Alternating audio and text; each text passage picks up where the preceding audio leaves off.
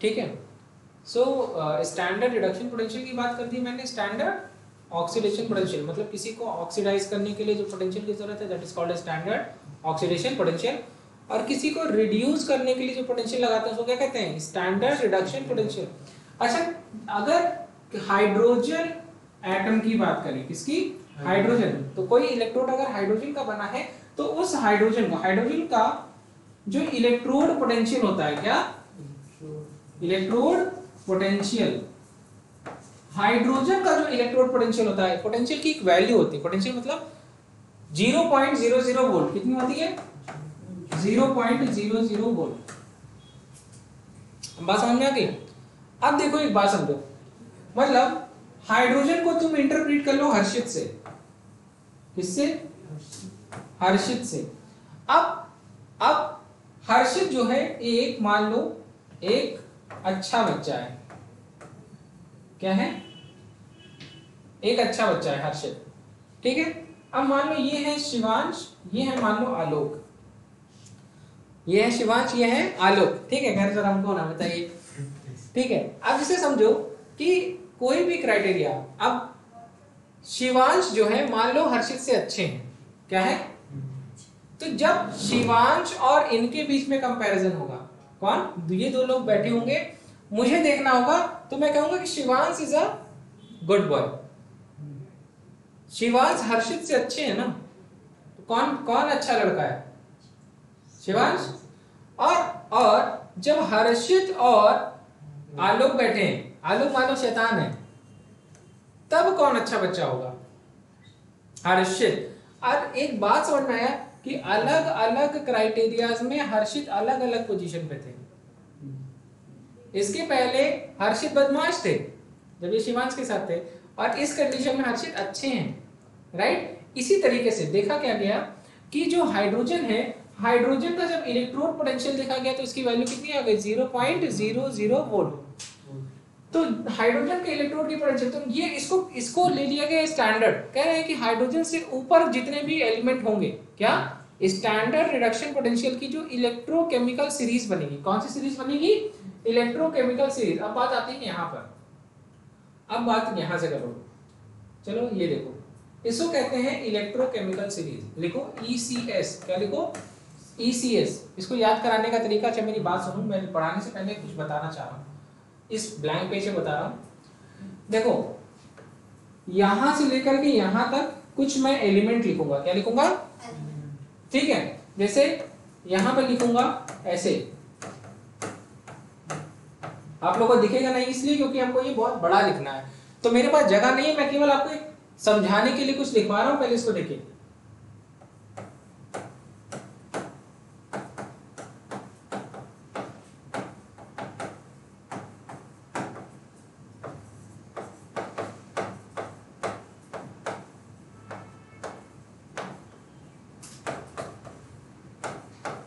ठीक है।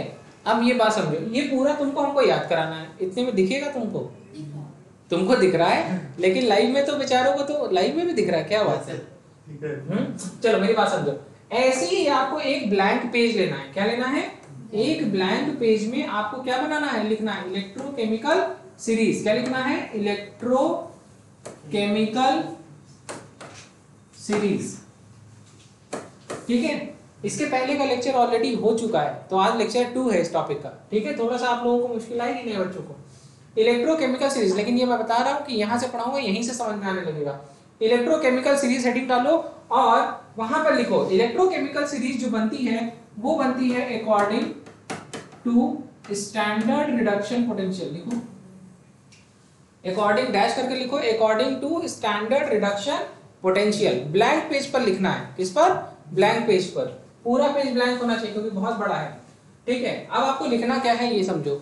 इतने एलिमेंट कैसे लिखोगे? तो आपको लिखना है ऐसे, देखो यहाँ लिखना लिथियम, जैसे आपकी कॉपी इस तरीके की होगी, ऐसे लाइन होगी ना, यहाँ लिखो लिथियम, ठीक है। तो यहाँ पर लिखो ऐसे पोटेशियम, बेरियम, जैसे मैंने लिखा है। मेरे पास जगह नहीं है इसलिए मैं बगल में लिख रहा हूं। आपको क्या रखना है? एक ही लाइन में लिखना है। तो लिखना है lithium, potassium, barium, calcium, sodium, magnesium, aluminium, manganese और जिंक। इसके बाद क्या लिखना है, chromium, iron, cadmium, cobalt, nickel, tin, lead, hydrogen. उसके बाद copper, iodine, silver, mercury, bromine, chlorine, platinum, gold, fluorine. लिखो, इस बात को लिखो। और इसके साइड में एक मैंने निमोनिक्स लिखा है, लिखा है ना, लिख बे काने मुगल मंजन। क्या लिखवाया है, लिख बे काने मुगल मंजन कर फिर कोल्ड ड्रिंक को निसंकोच पी।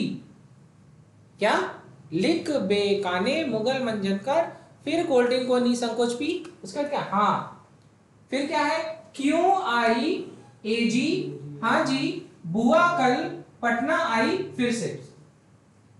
सही है।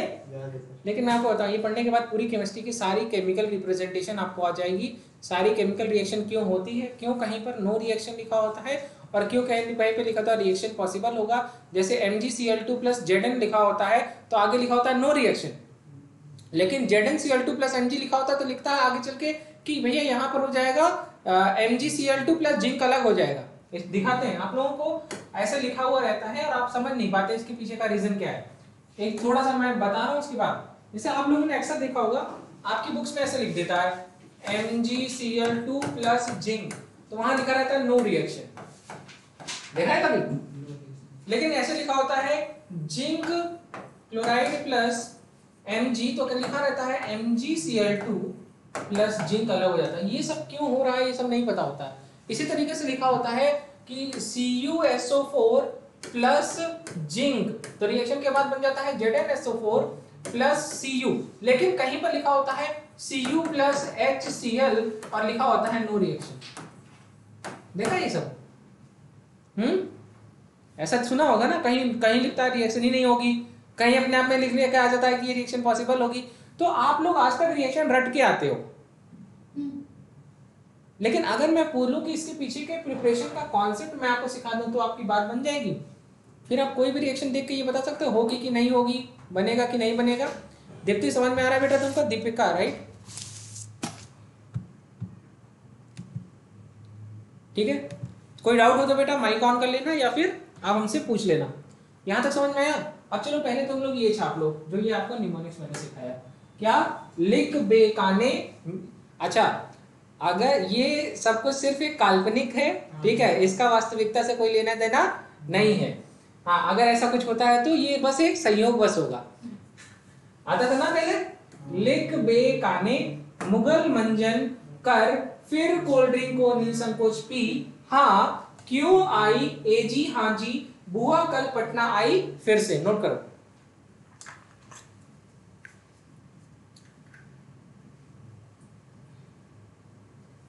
चलो नोट कर लो फिर हम पढ़ाते हैं।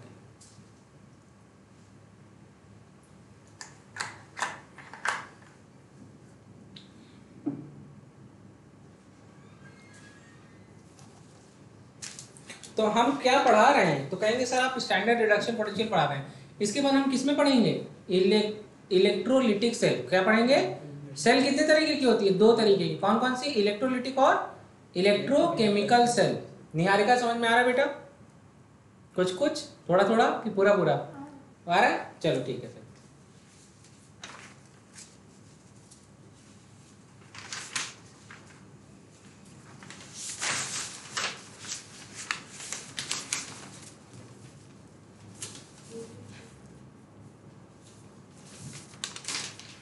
हो गया नोट? चले, चलिए लिखिए। अब ये बात मैंने आपको एक, सबका नोट हो गया? चलो अब एक बात आगे लिखो, यहां से लिखो। चलो नेक्स्ट पार्ट पे आते हैं, यहीं से नया टॉपिक लिखो, एक नोट लिखो, 2000 का नोट। देखो, एट स्टैंडर्ड टेम्परेचर प्रेशर। क्या? एसटीपी का क्या मतलब होता है? स्टैंडर्ड टेम्परेचर प्रेशर, ठीक है। Same physical state. Physical state कैसा होता है? सेम होता है। तो इस कंडीशन में जो मोलर रेशियो होता है किसी भी स्पीशीज का, molar ratio it is equal to volume ratio and it is equal to number of molecules ratio। ये तो सबको आता होगा। क्लास 11th चैप्टर का नाम स्ट्रक्चर ऑफ एटम, नहीं चैप्टर का नाम मोल कॉन्सेप्ट, चैप्टर नंबर 1 पढ़ा होगा ना, जो नहीं पढ़ा उसको कोई बात नहीं। क्लास 11 चैप्टर नंबर 1 में एक बात लिखा है, एवोगैड्रो लॉ था, V is directly proportional to N, directly proportional to N। ये पढ़ा है कभी? क्या होता है? नंबर ऑफ मोल्स, वॉल्यूम, और क्या होता है मोल फ्रैक्शन, या ये क्या होता है नंबर ऑफ पार्टिकल, क्या होता है नंबर ऑफ पार्टिकल। ये सब सुना है कि नहीं? सुना सुना लग रहा है कि सुना सुना लग रहा है? एक चीज होती है सुना सुना, हाँ? एक होता है सुना सुना, हाँ? दोनों में अंतर है। कह रहे नहीं छोटे हो बड़े हो की बात नहीं है, हाँ? ये कभी पढ़ा होगा तो पता चलेगा, और कभी नहीं पढ़ा होगा तो ऐसा रहेगा। ठीक है, चलिए भाई, चलिए मैं आपको इंटरेस्टिंग चीज बताता हूँ। ठीक है, तो क्लास 11th में तुम लोगों ने ये पढ़ा होगा, V is directly proportional to N, directly proportional to capital N। क्या होता है ये? तो कहेंगे सर अब इसे समझो, सिंपल से थोड़ा सा समझा देते हैं, क्योंकि कल के टॉपिक में ये पढ़ाएंगे हम ऑलरेडी। ठीक है, 11th के पार्ट में मैं ऑलरेडी क्या पढ़ा रहा हूँ, मोल कॉन्सेप्ट। ठीक है, आप लोगों को समझा देते हैं, कोई भी चीज अगर एक मोल है, कोई भी चीज अगर एक मोल है तो उसका मतलब क्या होता है? इसका मतलब क्या है, उसके अंदर जो भी पार्टिकल प्रेजेंट होगा, क्या होगा? मैं पार्टिकल शब्द इस्तेमाल करता हूं जानबूझकर। मैं यहाँ पर एटम नहीं बोलता, मैं यहाँ पर मॉलिक्यूल नहीं बोलता, मैं यहाँ पर आयन नहीं बोलता, मैं यहाँ पर इलेक्ट्रॉन नहीं बोलता। मैं कहता हूँ कोई भी चीज अगर एक मोल है, जिस तरीके से कोई भी चीज अगर एक डजन है, कोई भी चीज अगर एक डजन है, उसका मतलब वो नंबर्स में कितना होगा? 12। नंबर्स में कितना होगा? वजन में अलग हो सकता है, एक दर्जन अंडे का वेट अलग होगा, एक दर्जन केले का वेट अलग होगा, लेकिन नंबर्स में गिनेंगे तो दोनों क्या होंगे? 12। मेरी बात समझ में आ रही है? तो इसी तरीके से कोई भी चीज अगर एक मोल है सर, तो इसका मतलब उस कितने पार्टिकल होंगे? 6.02 इंटू 10 की पावर 23 पार्टिकल्स होंगे। अब the particle can be atom, it can be molecule, it can be compound, it can be ion, it can be etcetera. मतलब वॉट एवर जो भी आपके दिमाग में आ रहा है वो सब कुछ कितना होगा? इतना होगा। बेटा समझ में आ रहा है? चलिए फाइन, ठीक है, यहां तक समझ में आ गया? ये बेसिक्स है, ये नोट्स में साइड में लिख लिया करो। ठीक है, चलिए आगे बढ़े। चलो अब आते हैं अपने काम पे।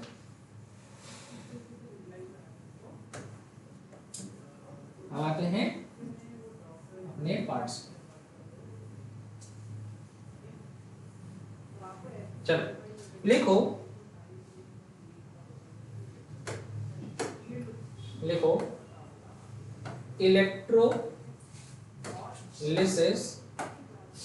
Electrolysis of aqueous solution. भाई बहुत इंटरेस्टिंग चीज पढ़ाने जा रहे हैं। ऑफ इलेक्ट्रोलाइट,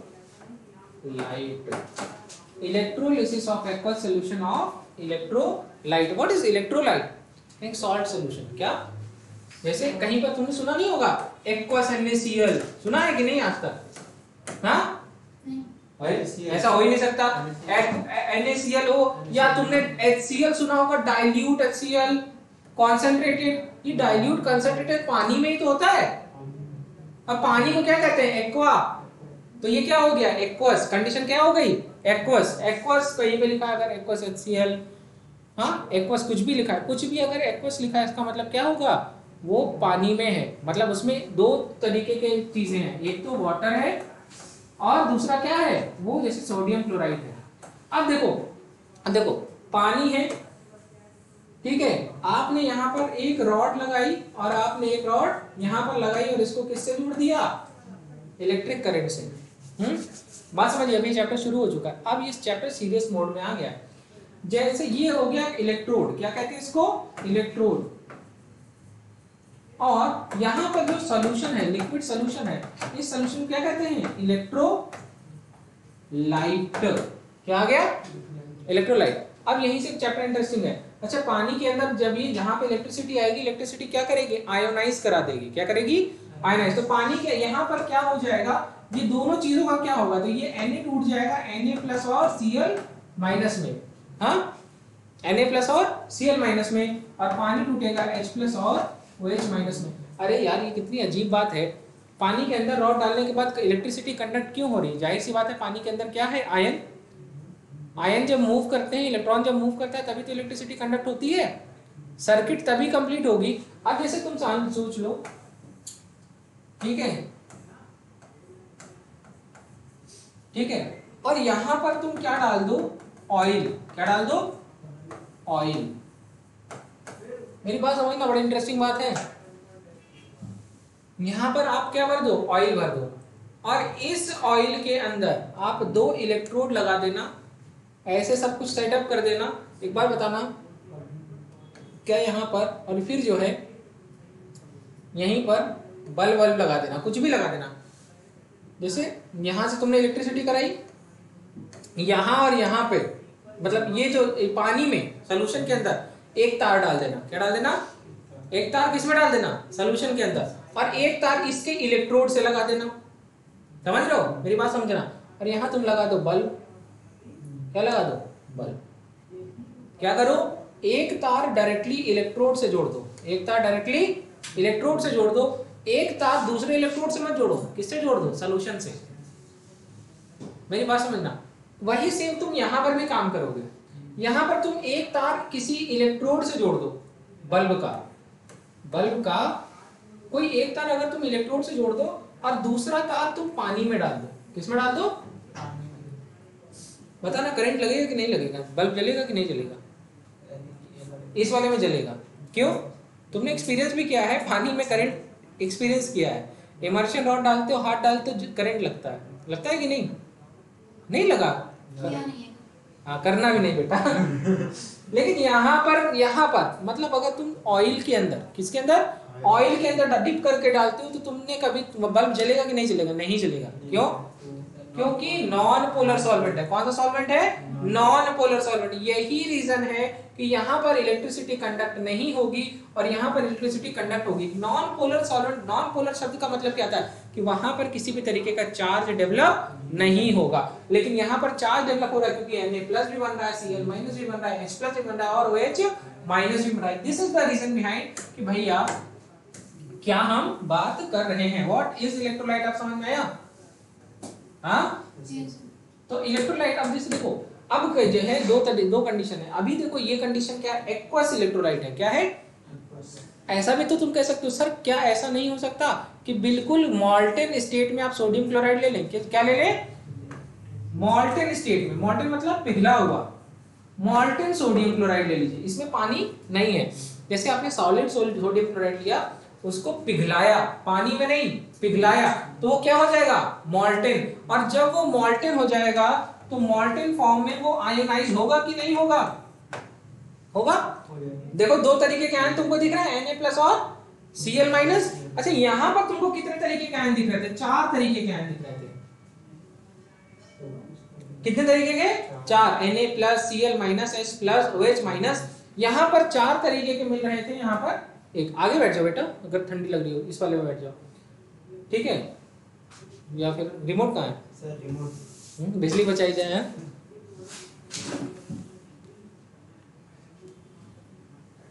अच्छा, ये सब भी बहुत शैतान है, C1 पे चलाते हैं। तब मैं स्टार्ट भी करता हूँ। ठीक है, ऐसे दो एक लोग बहाना बना लिया करो, ठंडी लग रही है, हमारा बिजली बिल बचेगा। चलो पढ़ो। तो ये हो गया बेटा Na+, Cl-, H+ और OH-। यहां पर भी तो दोनों ही सिचुएशन में। लेकिन अगर मैं सॉलिड सोडियम क्लोराइड की बात करूं, किसकी बात करूं? सॉलिड सोडियम क्लोराइड की बात करूं, और सॉलिड सोडियम क्लोराइड क्या इलेक्ट्रिसिटी कंडक्ट करेगा?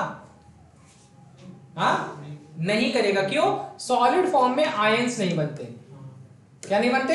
आयन। आयंस हमेशा किस फॉर्म में बनते हैं? लिक्विड स्टेट में। कौन से स्टेट में? लिक्विड। तो मॉल्टेन फॉर्म में लिक्विड स्टेट आती है और एक्वस फॉर्म में लिक्विड स्टेट आती है। तो यहाँ पर बात आपको समझ में आ रही है। Getting my point? चलिए, इतना समझ में आ गया? थोड़ा बहुत नोट करते रहो भैया, ये बहुत इंपॉर्टेंट है, ठीक है, साइड में जरूर नोट कर लिया करो। चलो यहां तक नोट किया है तुम लोगों ने, electrolysis of aqua solution note किया है। चलो अब मैं थोड़ा सा साफ सुथरा करा दूं।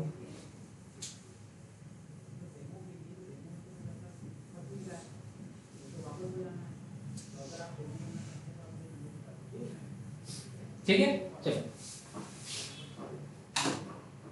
अब बात आती है अगली बात, यही से इंपॉर्टेंट है, ये बहुत इंटरेस्टिंग बात है। अब देखो तुम लोगों को लग रहा होगा, सावन सर एक बात बताइए, अभी आपने बताया यहाँ पर 4 तरीके के आयन थे, एक था सोडियम आयन, एक था क्लोराइड आयन, एक था H+ आयन और एक था OH आयन, राइट। 2-2 कैटायन है, कितने कैटायन है, और 2-2 एनायन है। हाँ अच्छा, यहाँ पर क्या लिखा हुआ है, electrolysis of the aqua sodium aqua solution. मतलब होता क्या है, जब हम किसी भी चीज को इलेक्ट्रोलिसिस, इलेक्ट्रो का मतलब क्या होता है इलेक्ट्रिसिटी, लिसिस का मतलब ब्रेक डाउन, क्या इलेक्ट्रो का मतलब इलेक्ट्रिसिटी और लिसिस का मतलब ब्रेक डाउन। अच्छा सर एक बात बताइए, ये हो क्या रहा है, कह रहे हैं कि इलेक्ट्रिसिटी की प्रेजेंस में हम किसी भी चीज को ब्रेक कर रहे हैं, ठीक है, और ये जब ब्रेक होगी कोई भी चीज तो वो कहीं पर डिपॉजिट कराएंगे, क्या कराएंगे, कहीं पर उसको डिपॉजिट कराएंगे। डिपॉजिट कहां पर होगा, तो कहेंगे इलेक्ट्रोड पर होगा। कहां पर होगा, इलेक्ट्रोड पर होगा। डिपॉजिट कहां पर होगा, इलेक्ट्रोड पर होगा।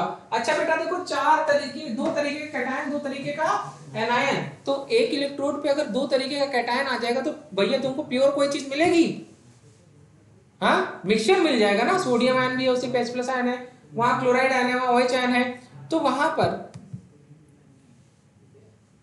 लाइव क्लास बफर कर रही है बेटा, थोड़ा सा एक बार रीस्टार्ट कर लो बेटा, ठीक है। यहाँ पर तो स्पीड काफी है 5:45, अच्छा एक बार रीस्टार्ट कर दो फिर बताओ मुझे, ठीक है। अभी देखो 2 तरीके का, तो कोई भी चीज प्योर मिलेगी क्या, तो कोई मतलब है, अगर प्योर ना मिले तो कोई मतलब है नहीं। प्योर दूध ना मिले तो पियोगे, हाँ अमूल दूध नहीं पिलाता, अगर तुमने पहले कभी प्योर दूध पिया होगा तुमसे अमूल दूध नहीं पिलाएगा। चलो अब पढ़ते हैं, तो यहाँ पर इसी चीज को, तो क्या इन दोनों 2 तरीके का कैटायन है, अच्छा 2 इलेक्ट्रोड है ना, इलेक्ट्रोलिसिस करा रहे हो,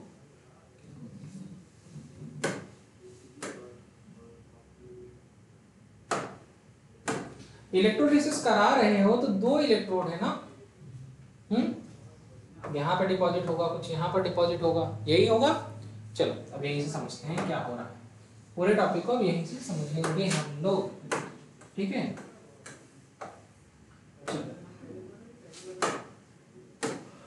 बेटा रिजॉल्व हुआ तुम्हारा दीपिका, ठीक है। चलो अब यहाँ पर नेक्स्ट पार्ट पे आते हैं, ठीक है। लिखो, हेडिंग डालो प्रेफरेंशियल डिस्चार्ज थ्योरी।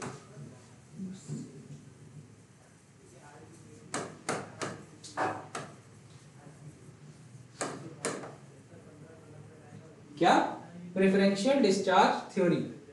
अभी एक बात बताना, जैसे मान लो कि तुम्हारा कहीं पर प्रॉब्लम हो गया, किसी से जो है लड़ाई हो गई और तुमने FIR दर्ज करा दी, अब मुकदमा लग गया। अब उस मुकदमा को लड़ने के लिए किसकी जरूरत है, वकील की। किसकी जरूरत है, वकील की।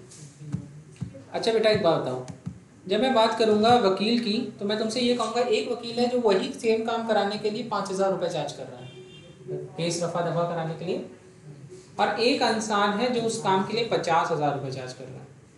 वकील होते ना, बड़ा वकील, ठीक है, नया वकील, किससे काम कराओगे, 5। कौन 5 वाले से कराएगा, सब है, बड़ा गैप है, बड़ा गैप है। तो यहाँ पर अच्छा तुम लोगों को कुछ मैंने लिखवाया था, ये लिखवाया था, यहाँ पर एक वैल्यू लिखी हुई है -3.05 और ये वैल्यू लिखी है +2.87 वोल्ट, क्या लिखी हुई है, -3.05 वोल्ट और यहाँ पर लिखा हुआ है +2.87 वोल्ट। ये नोट करो।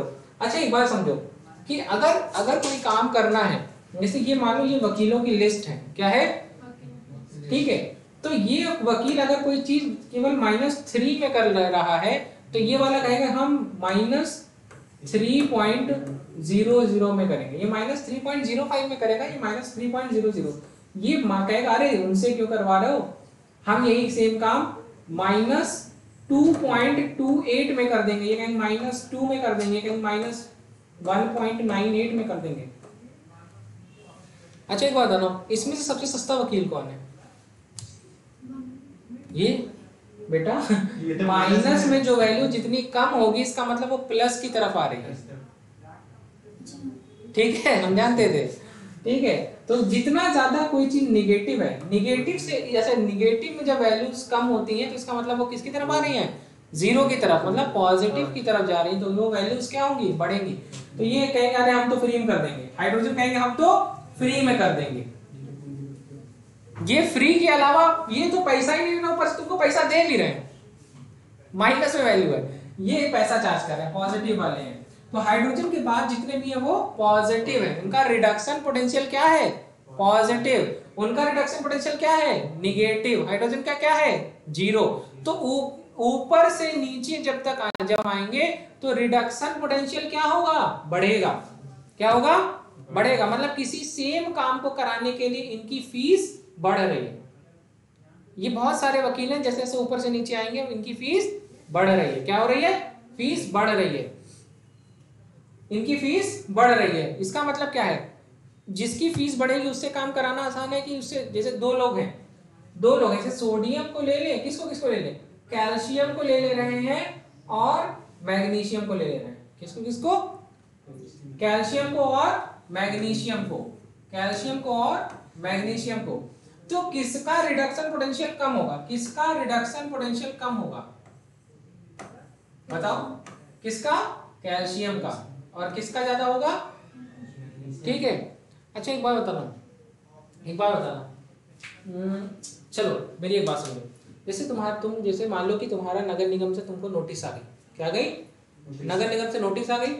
अब तुम्हारा कोई लिंक है, अब तुमने क्या कहा, एक जगह गए, जैसे तुमने वहां पे बोला इनको ये है, ये बात है, तो अब तुम डायरेक्ट उसके पास गए, तो वो उस काम को कराने का ज्यादा पैसा लेगा। अब तुमने मान लो किसी बड़े ऑफिसर से कॉल करा दी वही सेम काम कराने का, तो रेफरेंस आने के बाद वही सेम काम को करने का पैसा क्या होगा? और कम होने के साथ साथ वो काम जल्दी होगा कि लेट होगा? क्या होगा? जल्दी होगा। जल्दी भी होगा और पैसा भी कम लगेगा। क्या चीज? दो चीजें, जल्दी भी होगा और पैसा भी कम लगेगा। और जो है दूसरे के साथ लेट भी हो रहा था और पैसा भी ज्यादा लग रहा था। इसी को कहते हैं reduction potential. Standard reduction potential is inversely proportional to reducing power. क्या? अभी समझाएंगे, सब नहीं समझ में आ रहा कोई दिक्कत नहीं है। क्या होगा? Reducing power. What is reducing power? तो जब हम बात करते हैं कि रिड्यूसिंग पावर का मतलब क्या है, अच्छा अधिकारी वही काम, उसके प्रभाव से पैसा भी कम लगा और जल्दी हो गया। क्या हो गया? जल्दी हो गया। तो उसकी पावर ज्यादा है ना, और उसके प्रेजेंस में पैसा ज्यादा देना पड़ा कम, उसके रेफरेंस से पैसा ज्यादा देना पड़ा कम, तो उसके रेफरेंस में आपको पैसा भी कम देना पड़ा और आपकी रिड्यूसिंग पावर भी ज्यादा हो गई। अब यही लिखते हैं, इसी को कहते हैं प्रेफरेंशियल डिस्चार्ज थ्योरी। क्या कहते हैं? ठीक है। अब एक बात समझना, अब मैं समझाऊंगा, 2-3 एग्जांपल कराऊंगा, सब आ जाएगा। उसके बाद तुम कोई भी एग्जांपल देखना, सब हो जाएंगे। तो लिखो, चलो लिखो। अब ये चीजें पढ़ाएंगे, परेशान बिल्कुल मत होइएगा। अभी मैं इसमें कुछ चीजें लिखवाऊंगा साइड में, इसीलिए मैंने आपसे बोला था ब्लैंक पेज में लिखिए, तो इस साइड आपके पेज में जगह बची होगी। हाँ, वो जगह बचा के रखिएगा, काम है उसका। ठीक है, चले आगे बढ़े। यहाँ पर ये लिखो, प्रेफरेंशियल डिस्चार्ज थ्योरी लिखो।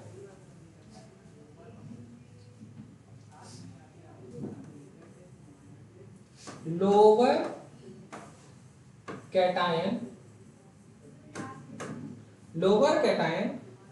and upper anion. Lower cation and upper anion are deposited first because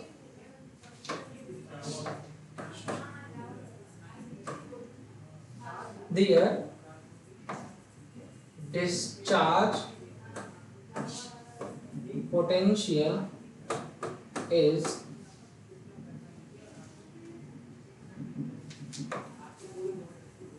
comparatively less।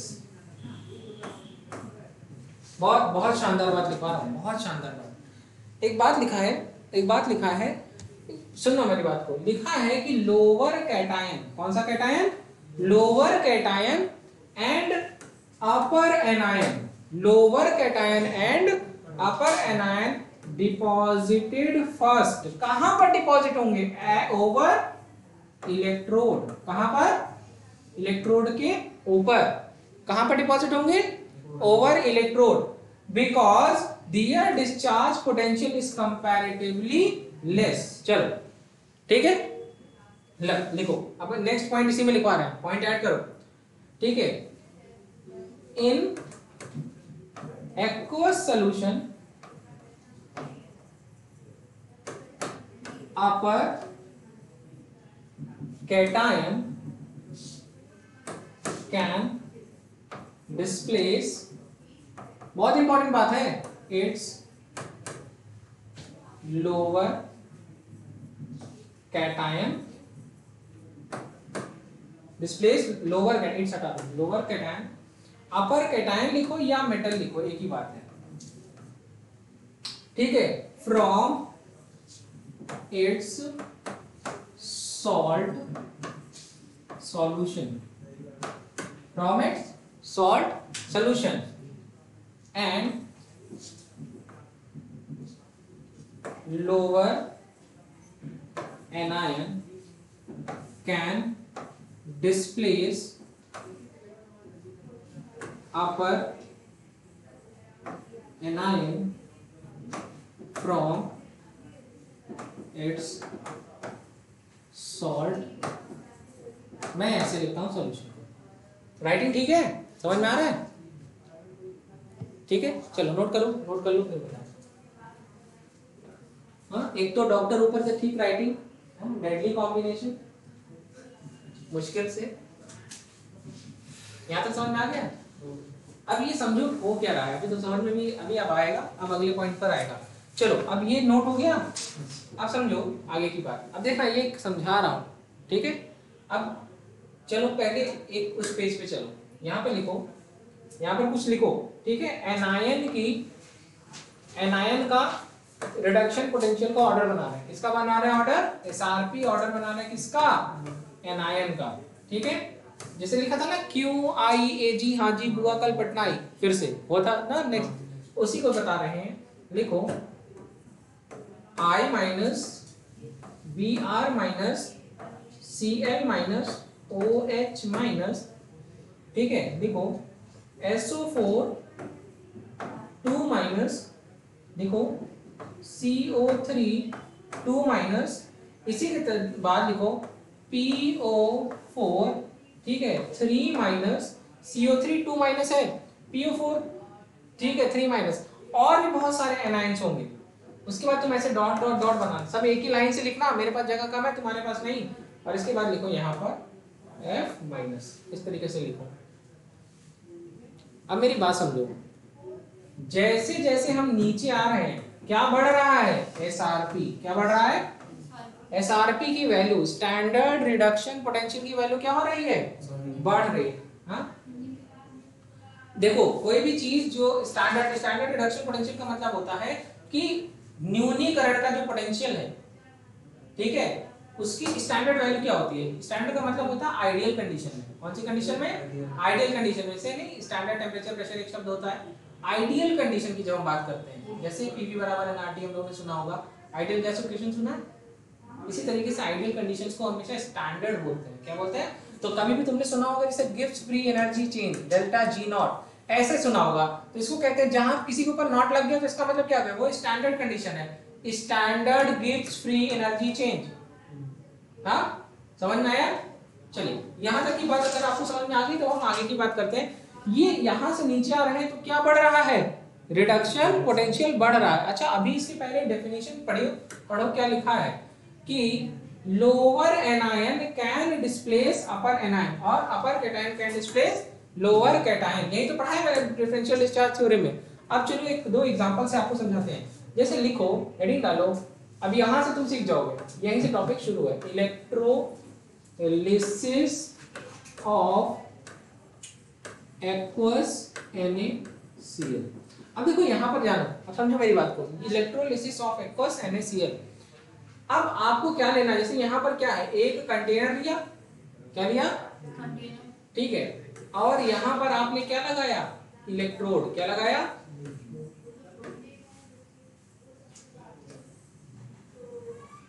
क्या है ये भी, इलेक्ट्रोड। यहां आपने करंट पास करना है, यहां पर आपने ऐसे बना लेना साइड में, यहां पर आपने डाल दिया पानी के अंदर, सोल्यूशन क्या दे रहेंगे, प्लस है और Cl माइनस है, H प्लस है और OH माइनस है, ठीक है। ये इलेक्ट्रोलाइट है, what is this, aqueous NaCl, it is aqueous NaCl। क्या है ये, तो कहेंगे इलेक्ट्रोलाइट, क्या है, इलेक्ट्रोलाइट। नोट करिए, इसका बनाइए तो बताएं।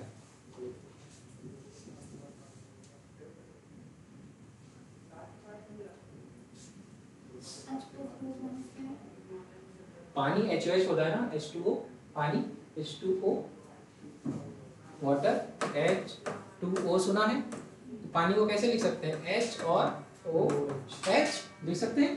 तो ये टूटेगा भैया, ये H प्लस हो जाएगा, ये OH माइनस आएगा, बॉन्ड टूटेगा, हेटेरोलिसिस। कैसे, क्योंकि ये मोर इलेक्ट्रोनेगेटिव है और ये लेस इलेक्ट्रोनेगेटिव है, तो बॉन्ड टूटेगा तो ये इसका हाइड्रोजन को जो इलेक्ट्रॉन है वो कौन ले लेगा, ऑक्सीजन, उसके ऊपर क्या आ जाएगा, नेगेटिव OH माइनस, और हाइड्रोजन क्या होगा, H प्लस। बात समझ में आ गई, यहाँ तक समझ में आ गई बात, चलो अब यहाँ तक बात समझ में आ गई। तो जैसे तुमने इलेक्ट्रिसिटी पास कराई, जब तुम करा रहे हो क्या, इलेक्ट्रोलिसिस, तो यहाँ पर एक्वस NaCl लिया है तुमने, तो ये NaCl होगा एक, और एक होगा भैया पानी। जब तुम इसको जब इलेक्ट्रिसिटी आएगी तो वो बॉन्ड ब्रेक करेगी, तो बॉन्ड ब्रेक होगा तो यही बनेगा और ये बनेगा। अब एक बार बताना, OH माइनस, OH माइनस, बात को समझिएगा, OH माइनस, ये देखा होगा। अच्छा, आप लोगों ने कभी, आपके घर में इमर्शन रॉड है, सबके घर में इमर्शन रॉड को पानी में डालते हो, इमर्शन रॉड जब नया लेकर के आते हो किस कलर का होता है बेटा, एक बार रिफ्रेश कर लो फिर से, किस कलर का होता है, मेटल ग्रे या सिल्वर। और जैसे ही तुम पानी में उसको डालते हो, पानी वानी गरम गरम होता है, तो उसके बाद जब निकालते हो तो वो सिल्वर ही रहता है कि कुछ कलर डल हो जाता है, उसपे वाइट वाइट परत जम जाती है। क्या हो रही है दीपिका, बेटा एक बार रिफ्रेश करके चेक करो, ठीक है, बाकी हम रिकॉर्डिंग इसकी अपलोड करा देंगे बेटा, ठीक है। तो क्या होता है, उस पर वाइट वाइट परत जम जाती है, इसका मतलब वो इलेक्ट्रिसिटी लाने वाली जो रॉड है उसको क्या कहते हैं, इलेक्ट्रोड, क्या कहते हैं, और इसका मतलब उस इलेक्ट्रोड पे कुछ जाकर के डिपॉजिट हो रहा है, और क्या डिपॉजिट हो रहा है, समथिंग सॉल्ट लाइक। तो यहां पर भी यही हो रहा है, ये है पूरा का पूरा चीज। अब कंडीशन क्या है कि अभी जो अब तुमको यही पढ़ाएंगे, हमने पढ़ाया आपको प्रेफरेंशियल डिस्चार्ज थ्योरी। क्या पढ़ाया, प्रेफरेंशियल डिस्चार्ज थ्योरी। क्या लिखवाया था कि लोअर कैटायन और अपर एनायन डिपॉजिटेड ओवर इलेक्ट्रोड्स। तो दो इलेक्ट्रोड है तुम्हारे पास, देखो जरा, एक इलेक्ट्रोड ये है, एक इलेक्ट्रोड ये है। अब जरा देखना कि लिख बे काने, तुम्हारा काने का सोडियम आ गया, मुगल मंजन कर फिर कोल्ड ड्रिंक को नहीं संकोच पी, हाँ आ गया हाइड्रोजन। जरा देखो ना, H प्लस आयन है और दो कैटायन है। कंडीशन क्या है, अब ये देखो मेरी बात को समझोगे एक बार में। कंडीशन है यहां पर, in aqueous condition upper cation can displace lower cation. एक बात, इसके पहले एक बात लिखवाई है कि lower cation get deposited over electrode. अच्छा एक बात बताना, कौन नीचे का है? हाइड्रोजन। तो हाइड्रोजन कहाँ डिपॉजिट होगा? इलेक्ट्रोड पर। कहाँ पर? कौन डिपॉजिट होगा? इलेक्ट्रोड पर। लिखो लोअर कैटायन, इसके नीचे लिखो लोअर कैटायन। ये कहाँ होगा? डिपॉजिट होगा। कहाँ पर? कैटायन कहाँ डिपॉजिट होता है? कैथोड। कहाँ पर? कहाँ पर? ठीक है। अच्छा, आयन के फॉर्म में होगा कि न्यूट्रल फॉर्म में होगा? आयन के फॉर्म में नहीं हो सकता। अच्छा एक बात बताओ, अगर आयन एक सॉलिड होता है ना, तो तुम इलेक्ट्रोड निकालते हो, रॉड निकालती हो, इमर्शन रॉड, तो वो सॉलिड रहता है कि लिक्विड रहता है? सॉलिड रहता है। जो तुम बताती जो जम जाता है वो कैसा होता है? सॉलिड। कैसा होता है? सॉलिड। और जब वो सॉलिड है, जब वो सॉलिड है तो इसका मतलब आयन नहीं है। सॉलिड कंडीशन में आयन नहीं होता, सॉलिड कंडीशन में आयन नहीं होता, इसका मतलब वो आयन नहीं है। तो इसका मतलब वो मॉलिक्यूलर फॉर्म में होगा। किस फॉर्म में होगा? मॉलिक्यूलर फॉर्म में या अपने न्यूट्रल फॉर्म में। किस फॉर्म में? दो कंडीशन, या तो मॉलिक्यूलर फॉर्म लाइक हाइड्रोजन होगा तो H2 के फॉर्म में होगा। किस फॉर्म में? H2। अगर मेटल होगा, मान लो सोडियम होता तो Na के फॉर्म में होता, या मेटल के फॉर्म में। बात समझ में आ गया? बात समझ में आई? दो बात क्लियर हुई? अब देखो, तो इसका मतलब इस एक्वस सॉल्यूशन से क्या निकल गया? H+। मतलब इस सॉल्यूशन के अंदर अब H+ आयन है कि नहीं है? नहीं है। अब देखो दूसरी कंडीशन मैंने पढ़ाई थी, ये प्रेफरेंशियल डिस्चार्ज थ्योरी में, अपर एनायन, कौन सा anion? Upper anion deposited at electrode. ठीक है, चलो अब एक बात है ना, ये एक OH आयन है और ये है क्लोराइड आयन, तो कौन सा इलेक्ट्रोड पर जाकर डिपॉजिट होगा? अपर एनायन। कौन सा अपर एनायन है? क्लोराइड। क्लोरीन है ना, और ये कहाँ डिपॉजिट होगा? इलेक्ट्रोड में। अरे तुम यहाँ देखो, ये देख ली ना, अब तुमको यहाँ दिखाते हैं। यहाँ पर देखो क्लोराइड आयन है, OH आयन है, कौन सा अपर एनायन है? अभी तुमने देखा है, कौन सा था? क्लोराइड। इसको लिखो अपर एनायन। क्या लिखो? अपर एनायन। और ये कहाँ डिपॉजिट होगा? कहाँ होगा? इलेक्ट्रोड पर या एनोड पर। कहाँ पर? एनोड। अगर एनायन है तो एनोड पर ही होगा।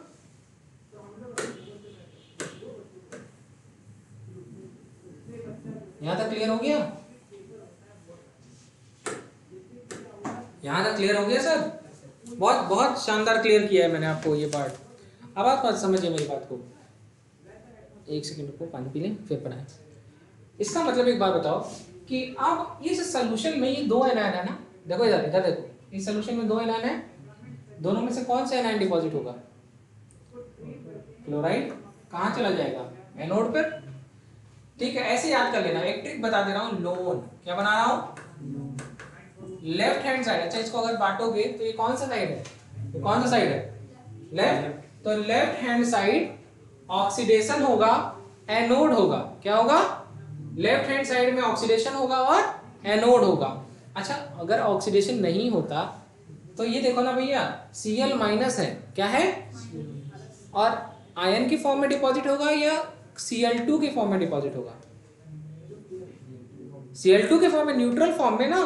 कोई भी चीज न्यूट्रल, कोई भी एनायन न्यूट्रल कब होता है? अपने मॉलिक्यूलर फॉर्म में। किसमें? अपने मॉलिक्यूलर फॉर्म में। तो ये क्लोरीन यहां पर डिपॉजिट होगा। ठीक है, क्लोरीन यहां पर डिपॉजिट होगा। अच्छा एक बात बताओ, देखना बड़ा इंटरेस्टिंग है, यहां से क्लोरीन निकल गया और यहां से हाइड्रोजन निकल गया। कौन कौन सी चीज निकल गई? तो कहेंगे सर यहां से जो मैंने अभी देखा वो ये देखा, ये दो चीज अब सोल्यूशन से निकल गया। क्या? हाँ, बात सही है कि नहीं? सोल्यूशन के अंदर अब ये दो चीज तुमको नहीं मिलेगा। सोल्यूशन के अंदर अब ये तुमको दो चीज नहीं मिलेगा। मेरी इंटरेस्टिंग बात समझना, अगर सोल्यूशन के अंदर ये दो चीज नहीं मिलेगा, देखा मैं इरेज कर दूं यहां से, क्या मैं यहां से ये इरेज कर दूं?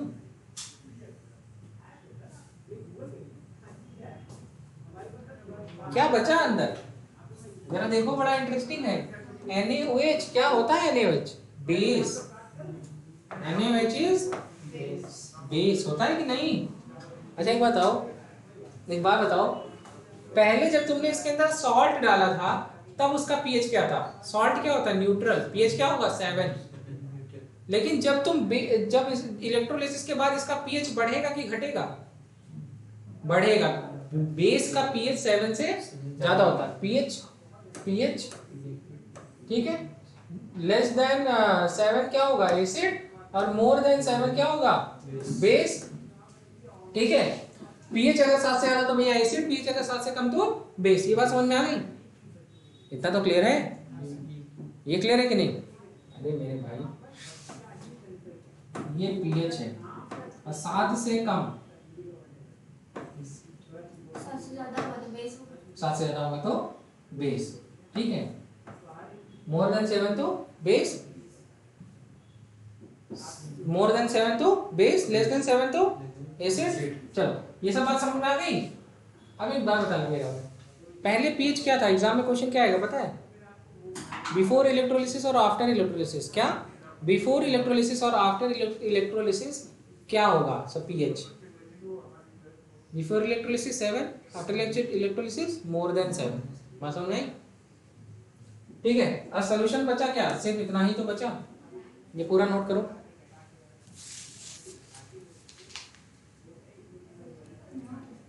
नोट कर लिया?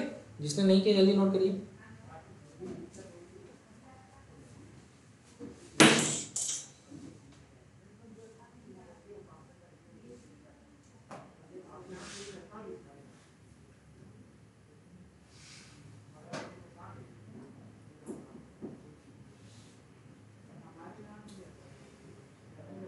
ठीक है, आगे बढ़े।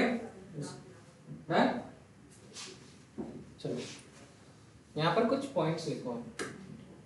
लिखो,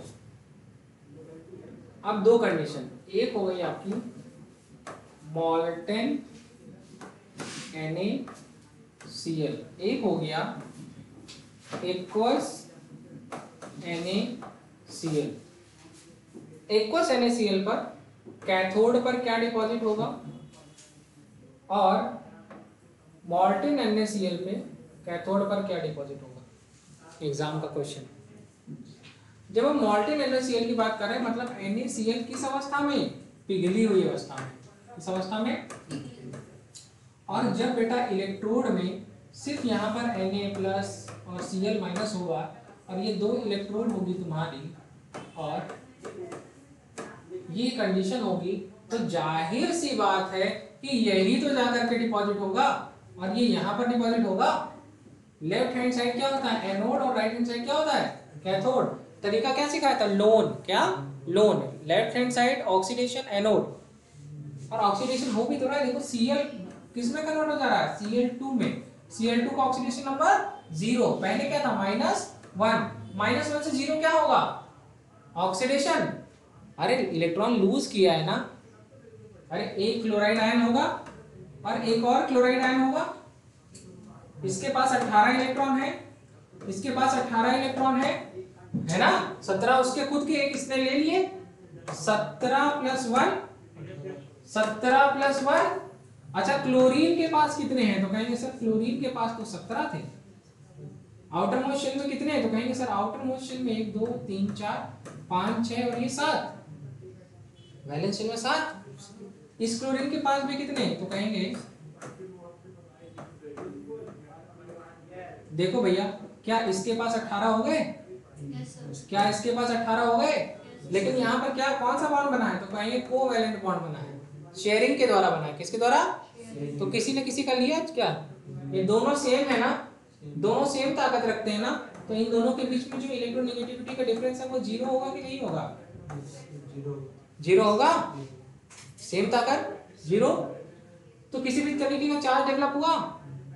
हाँ नहीं। तो इनके ऊपर नेट वैल्यू क्या आएगी? Cl2 की वैल्यू क्या होगी? 0। लेकिन यहाँ पर Cl- है तो एक निगेटिव चार्ज है ना, कोई चार्ज डेवलप हुआ है ना, तो -1 से 0 हो गया तो क्या होगा? क्या होगा? ऑक्सीडेशन। क्या? अच्छा इस क्लोरीन ने अपना एक इलेक्ट्रॉन लूज किया इस क्लोरीन ने अपना, अब देखो क्लोरीन नॉर्मल ये था और इसने एक इलेक्ट्रॉन का जुगाड़ किया तो ये हो गया 8 हो गया। ये क्लोरीन था,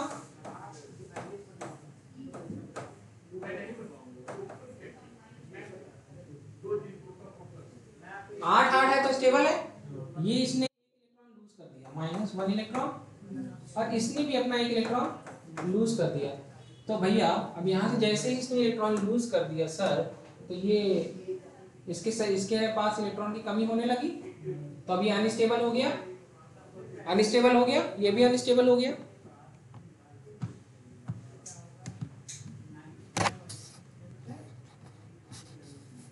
एक सेकंड,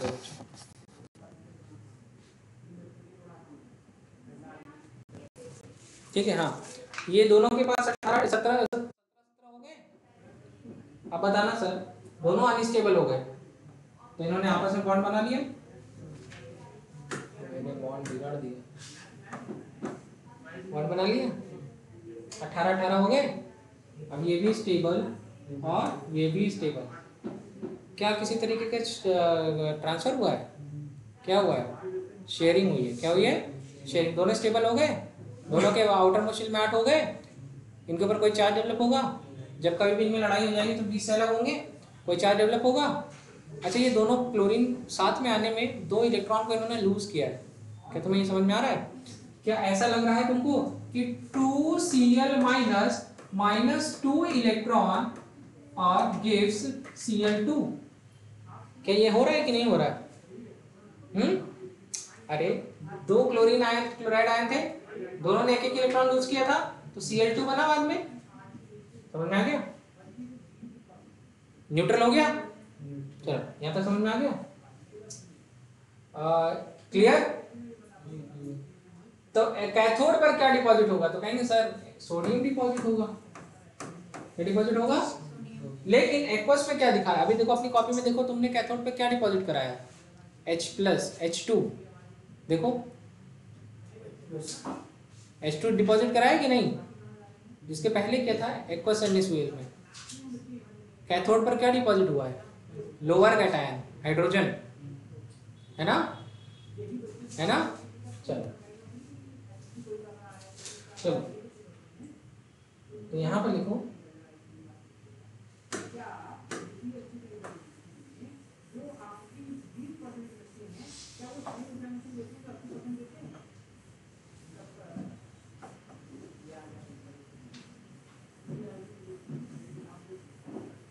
मेरी बात समझ में आई कि नहीं?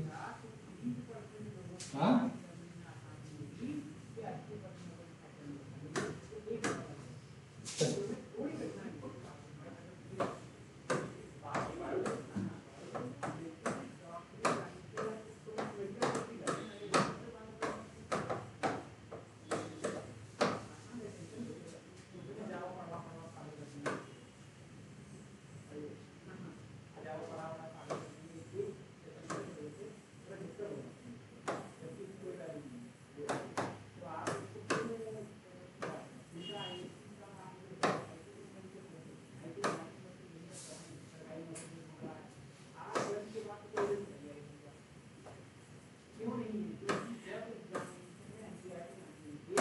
कोई दिक्कत?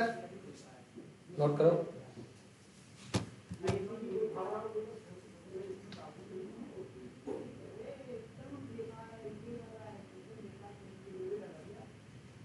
ठीक है,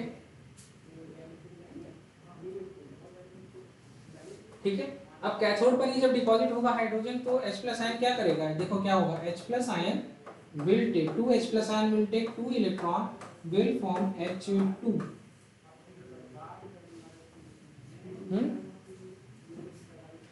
2 H+ ion plus 2 electron will form H2।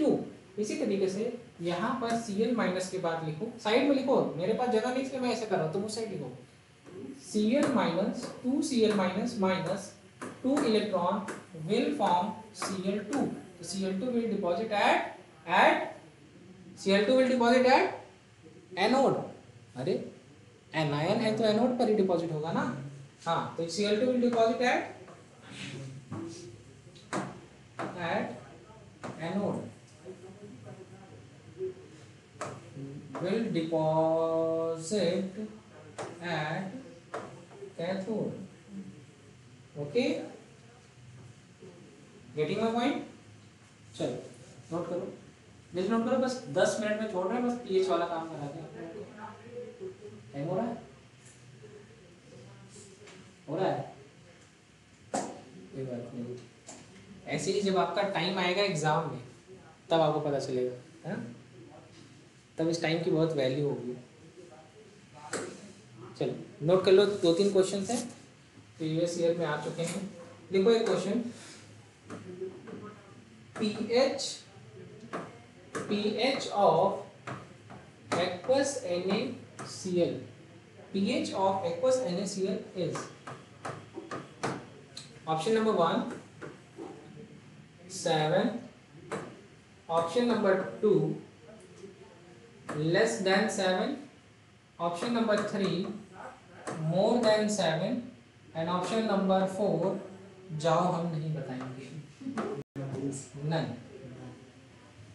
Option number 4 none, option number 4 none. Note करिए, ये नोट हो गया, फोटो खींच रही, पेन खत्म हो गई, पेन दे दो भाई। ठीक है, ठीक है। Question, on passing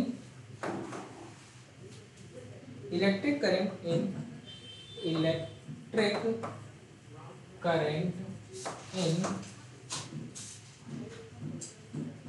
NaCl solution,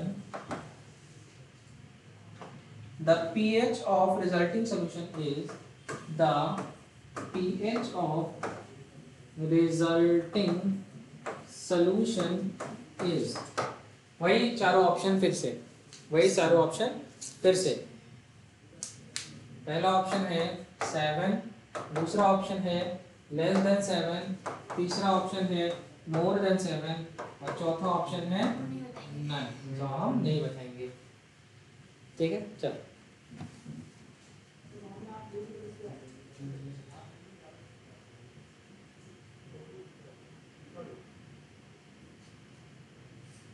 दोनों में आंसर क्या होगा?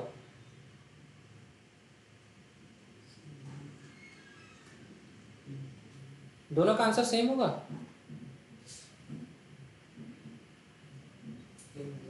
दोनों का आंसर सेम क्या है, लेकिन same data insufficient, greater than 7। हमको लगा डेटा इनसफिशिएंट।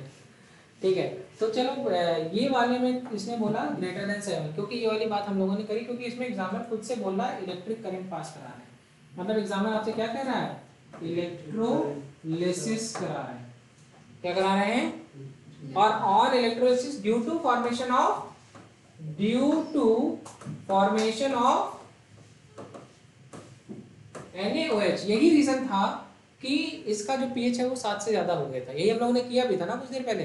लेकिन इस वाले क्वेश्चन में एग्जामिनर कह ही नहीं रहा है कि यहाँ पर इलेक्ट्रोलिसिस हो रही है कि नहीं, सिर्फ एक्वस NaCl बोला। एग्जाम में यही गलती करते हैं बच्चे। एग्जामिनर बोला है क्या इलेक्ट्रोलिसिस हम करा रहे हैं?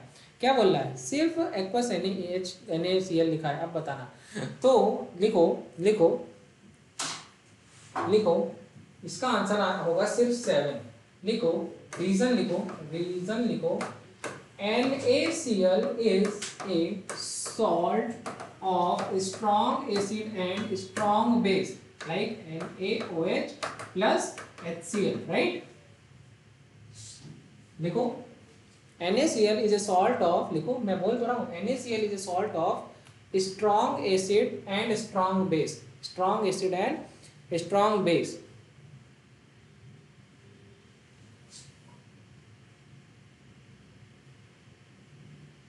हो गया? hence never hydrolyze, hence never hydrolyze। ठीक है, hence never hydrolyze। ठीक है, लिखो अगला पॉइंट, लिखो solution is neutral, pH is 7। अगला पॉइंट लिखो, अगला पॉइंट लिखो solution is neutral and pH is 7। Okay, done. यही तो आता था, ठीक है, समझ आ गया। तो नेक्स्ट क्लास में हम लोग इसी के आगे का पार्ट डिस्कस करेंगे। So this is all about today. Now next class में हम इसके आगे का पार्ट डिस्कस करेंगे। So thank you. समझ आया सब कुछ?